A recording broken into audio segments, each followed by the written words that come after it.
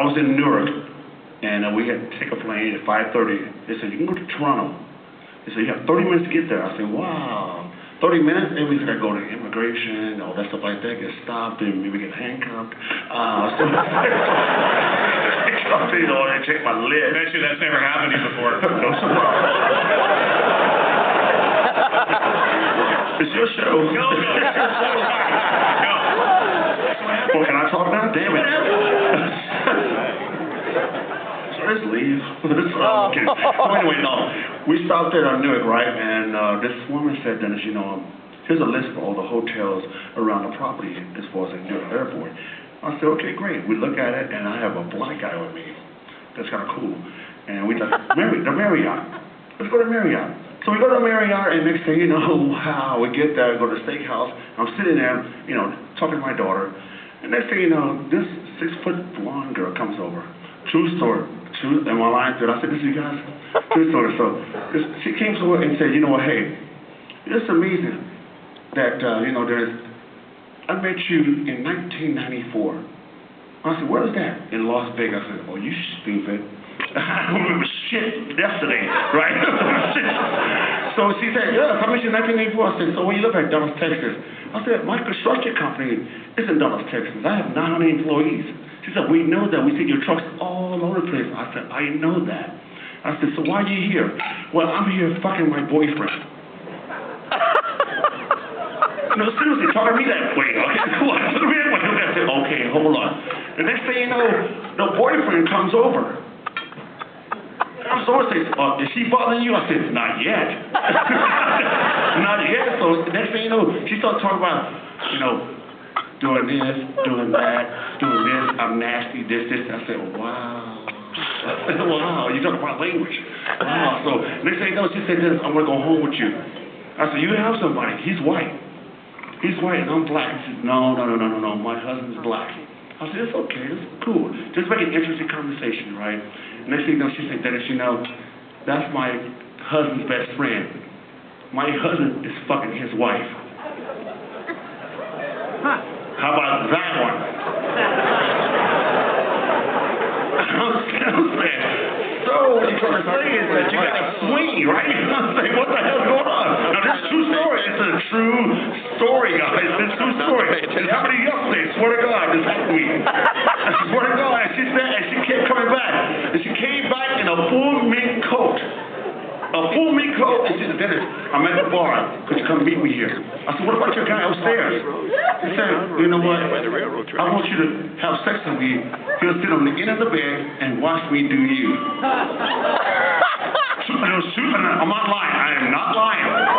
Dave Hempstead right now is wanting to hang out. It's true story. True story, guys. Don't talk about that, guys. But you know what? Let's get back to the Q&A. All right. I don't know if I should ask this question. What is the most outrageous story you've ever told? thing that you have ever done on a basketball court?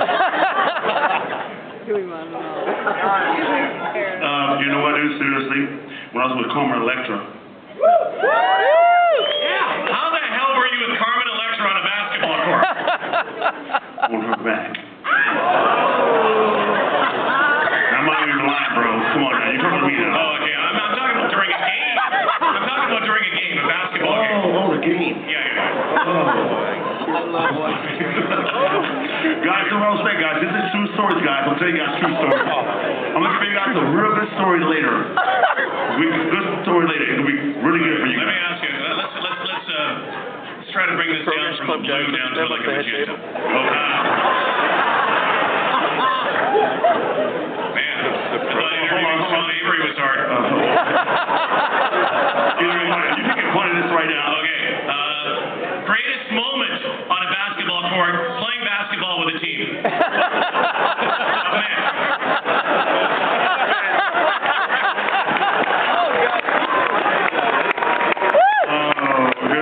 You know what?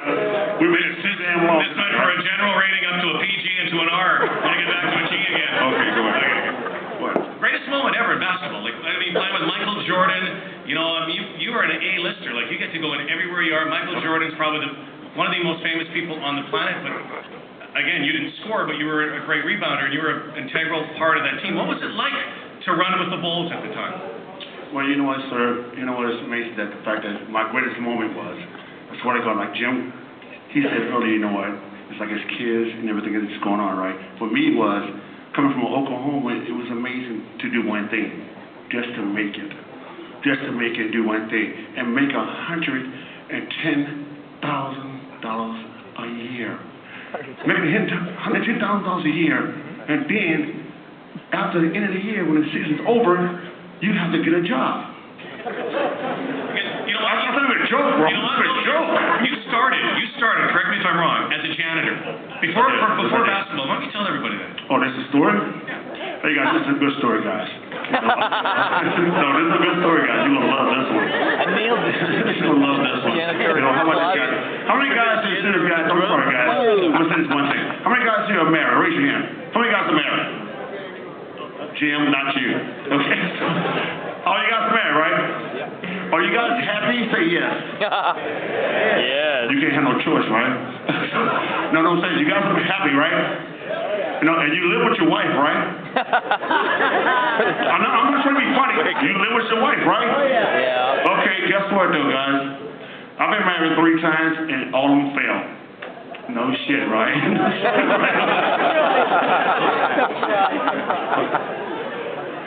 Who would have thought?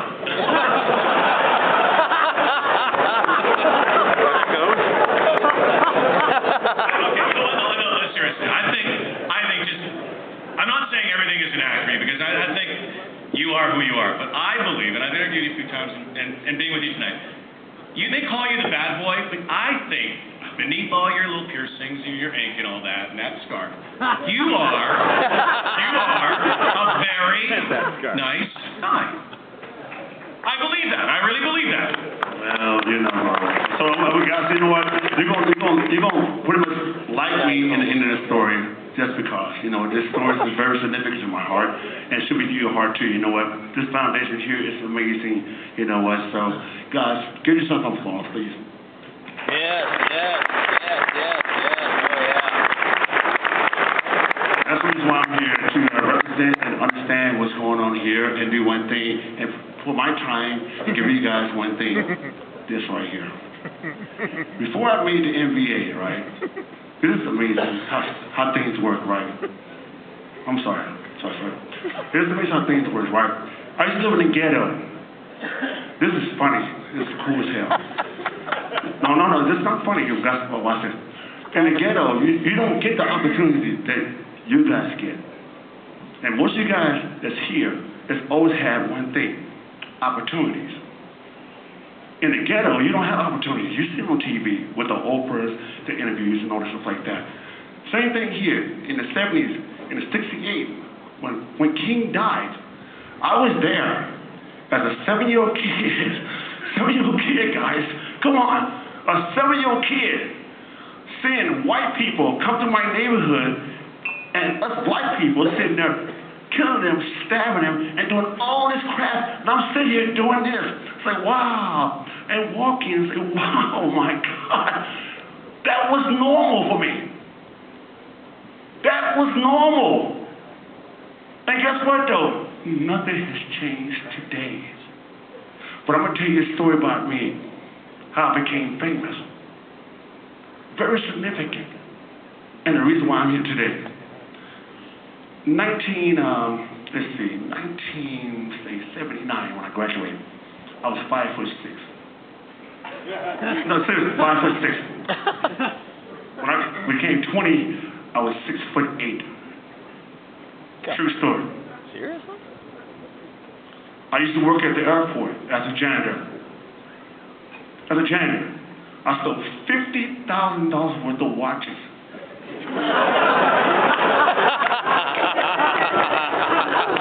I'm not lying. Yeah, this is a true story. You know what? You guys don't get like that, right? And guess what, though? And I thought I got away with it. And guess what? The next day, in the project, you got all these FBI agents coming to my house. My mom, right there in front of the project, she drove the bus for the school. And next thing you know, wow, they come in. I'm in the bed, they lock me up, boom. I go to the airport jail. Airport jail. And that's amazing. I'm saying, my mom said, what's going on? In the ghetto, you don't have money. So whatever money you get, you got to sweat for it. So they say, no, I'm at the airport jail. I get there, wow.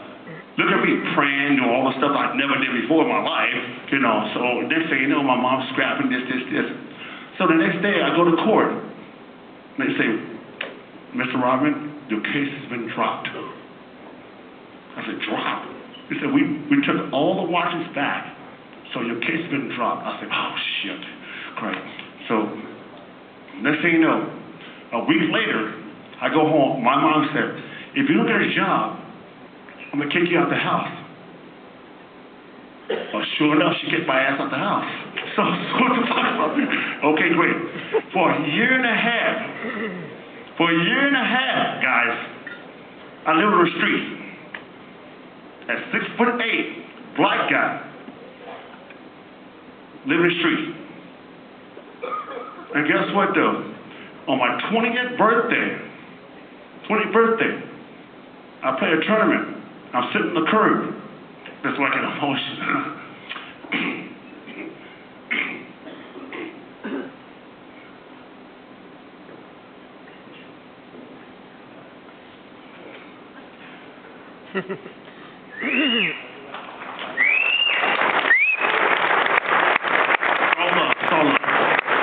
Hold on. Just a little wine.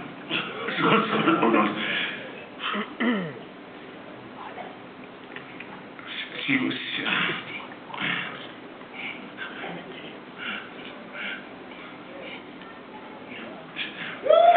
Yeah, buddy.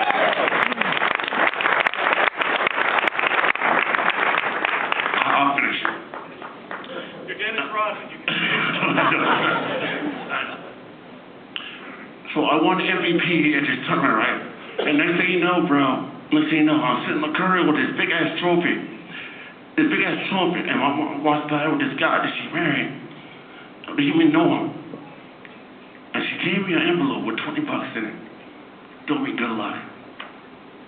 And I'm like, oh, wow. And I'm saying this person.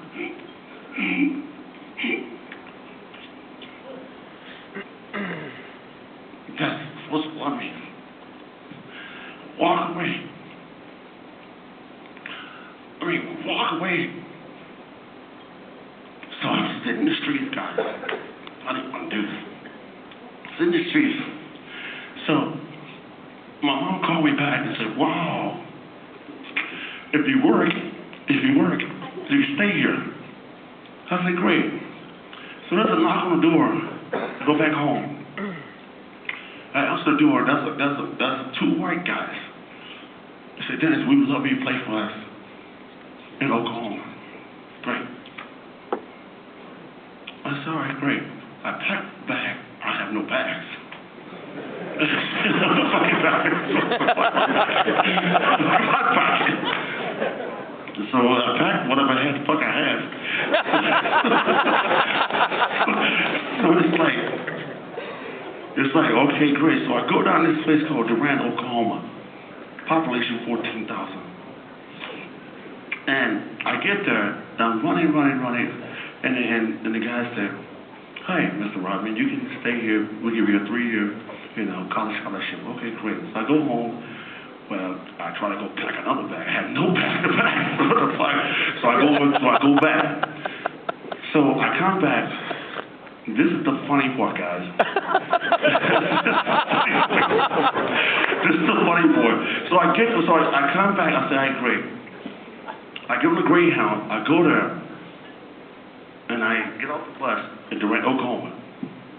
There's a gray Subaru parked there. Was to pick me up, so I ate great. This little white kid, I mean like probably 10 years old, picks me up, takes my bag, whatever bag I had. So this is just a true story. He takes it and put it in the car. And I'm sitting in the passenger seat, and this little white guy that's 10 years old is driving. A true story. He's driving. I said, who's taking us back to the college? you know, you're going to my house. I'm going to your house. This is a white kid. He sits like this, stick shift. Stick shift. This is a white kid, right? Don't even know this little white kid. What is a white kid? So, but it's a true story. So I get there, right? He takes me to college. Next thing you know, I'm doing a camp. And so, make a long story short, the little white kid came to a camp. And you wonder what this whole noise is. So they say, the door opens. This little white kid that picked me up. And the family threw him in the door, in the camp. Threw him in there. Locked the doors. Next thing you know, boom, they lock him, boom. So I go over and try to talk to the white kid that picked me up. And you know, I sit beside him. I said, so what's going on? He says, fuck you, nigger. True story. True story. I said, okay, great. I walked away. The next thing you know, an hour go by. I'm sitting there. Guess who comes sit beside me? The little white kid. The little white kid came beside me. And and next thing you know, boom, he's on my team in the camp. The camp is over. I'm trying to cut this short. The camp is over. So I go to the other gym, play by myself. Guess who's in the door with his basketball? The little white kid. That told me, fuck you, nigger. He said, can I play with you? He didn't say nigger. He said, can I play with you? I said, okay, come play. 5 days go by. The last day, he said, Dennis, I want you to come to my house. I'm cutting it short. Come to my house. I said, no, I can't do that. But he surprised me. He brought his dad. But the whole time, he told his family that I was his friend. Not a 6'8" black nigger, but his friend.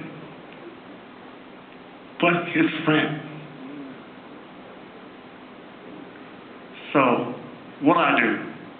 No, I can't do that. I'm too good. But I did it. But you know what, guys? To cut it short, I made it like this. Guess what?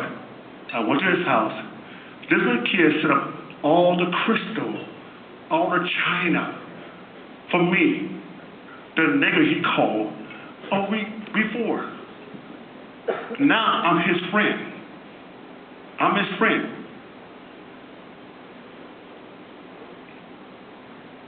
So he asked his mother, Mom, can he spend the night? Now I'm thinking like, shit, this is the toy, the movie, the toy, like Richard Pryor, all the bullshit, right? That's what I'm thinking. So the mother goes out crying, and the dad goes behind her and says, honey, it's okay. Guess what? She said, okay, Dennis. So, and the white kid's like, yay. I mean, this is true story, yay. He's running around, so I'm on my knees, because you know the Nerf ball, you can play with the little basket on my knees when he's so short. So now, guess what? So I spent the night. So it's like this. In the night. So Dennis, you're going to stay with me. I said, where? You got one bed. He said, I got a trolley. You got a trolley? You got a trolley bed? Shit. So I go to her room. I lay down right here. She kissed her son and said, I love you, Brian. She leaves. She said, good night, Dennis.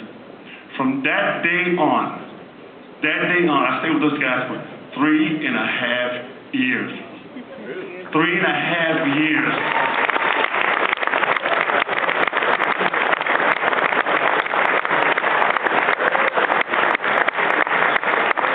And this day,